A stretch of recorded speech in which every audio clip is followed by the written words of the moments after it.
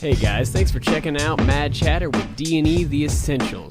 On this episode, we're going to be talking WWE again, professional wrestling, only this time we are coming at you with the worst moves in professional wrestling history. Again, dipping back into our childhood, the things we grew up loving.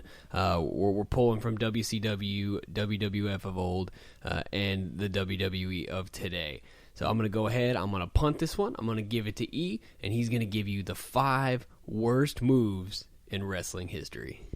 All right, man. I'm going to take some heat for this one, but I'm going to have to kick it off with the Ultimate Warrior's big splash. You're already stepping on some toes. Yeah. I'm already. I don't want to confuse everybody with the rope shaking, because when I was a kid, that shit was awesome. I'm talking about the actual finishing move, the big splash off the rope. He picked up no momentum, and it was horrible. I'm sorry. It still got him a statue. Yeah, it did. I mean, that's a whole nother topic right there. I digress. Yeah.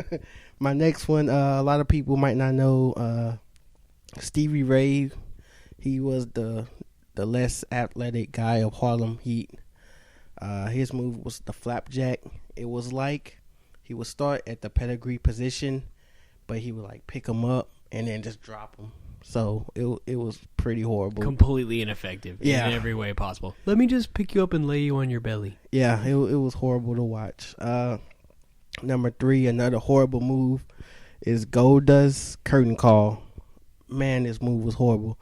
Let me tell you how horrible it was. All right, so for the guys back in the day that know, PlayStation had this game, WWE Warzone. And I think it was on N64 too. Taking us back. Goldust was on there. And if you know the game, you know you had to like beat them down to green, to light green, the yellow, the orange, then red. When you're in red, you can finally do the finishing move. Okay, so you finally get the red with Goldust, and you put the curtain call on, and it doesn't even pin them. They kick out of it.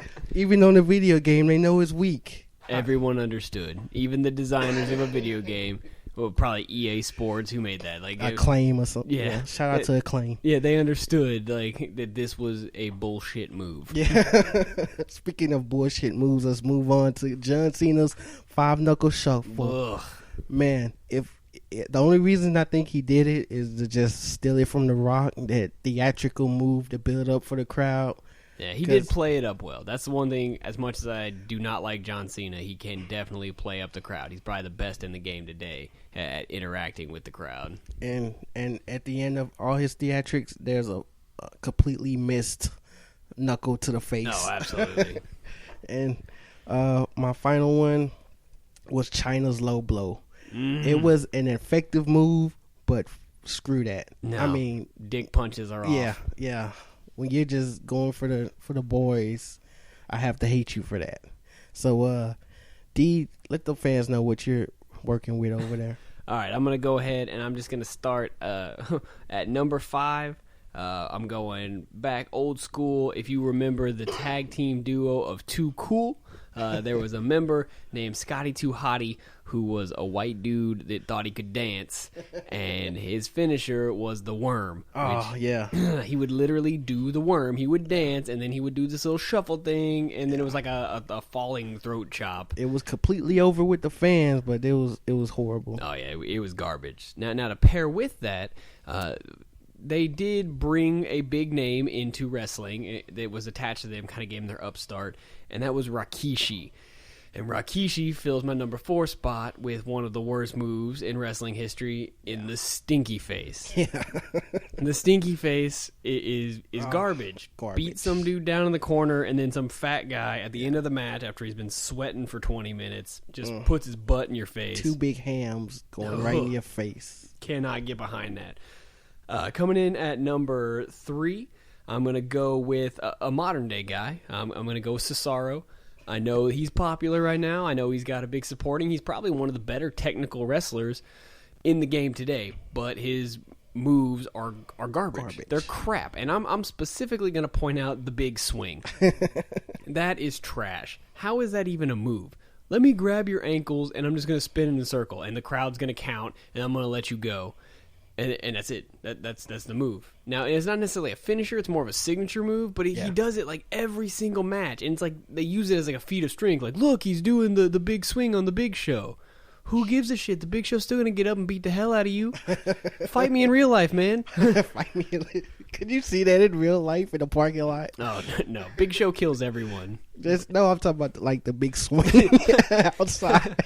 Oh, my God. Yeah, just two dudes in the parking lot fighting over a girl. Yeah. One guy picks him up, swings him around a couple times, drops him. The crowd's counting. Raises his hands in the air in victory. How they both not dizzy and drunk and puking on everybody. All right, we will progress on. Coming in after the garbage that is the big swing, I'm going to go with the Bronco Buster. Oh, man. This was X-Pac or Six or Sean Waltman or however you want to bill him.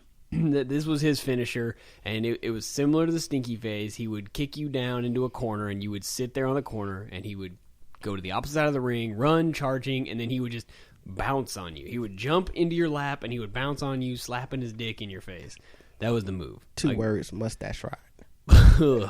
Not an effective move. Like, first off, like, I don't believe that hurts. I don't believe it's doing anything other than the fact that you're having to smell his balls for the entire. Ugh.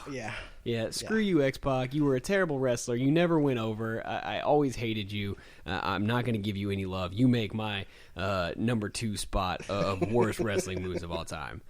And now I'm prepared for the hate mail on this, but the number 1 worst move in wrestling history, and it went over, and it would go over today if it happened, but it's Hulk Hogan with his big boot followed by the leg drop. Oh, yeah. Now, maybe it wouldn't go over today since he's, like, out of the closet as a racist, but had that not happened, like, anytime Hogan did that, the crowd went wild, and that move was trash. It had, like, there was no setup to it, really, no theatrics. Like, all his theatrics were before and after matches.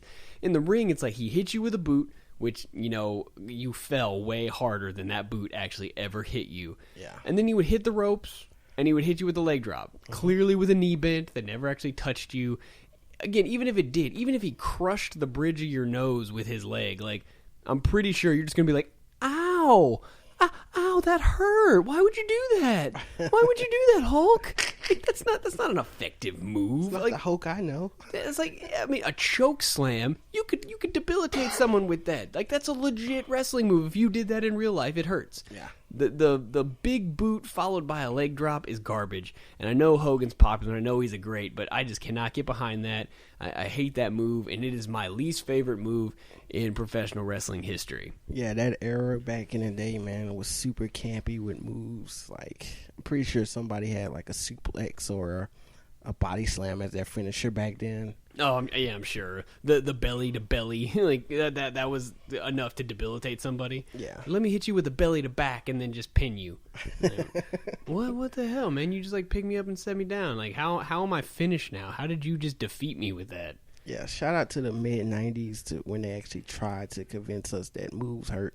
Yeah, the acrobatic stuff, the athleticism that came into the game with the Attitude Era, and even before that for several years, like they changed the game. Like, it's exciting when it to me it like hit its apex in the time when you had like the Hardy Boys coming up. You had all these like high flyers, Rey Mysterio at his prime, Eddie Guerrero. Yeah, dudes just doing insane stuff in the ring, sacrificing their body. All those ECW guys coming in, jumping off tops of cages and off of ladders and everything.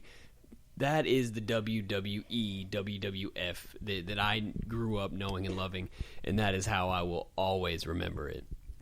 Dope. All right, guys, this has been Mad Chatter with D&E The Essentials.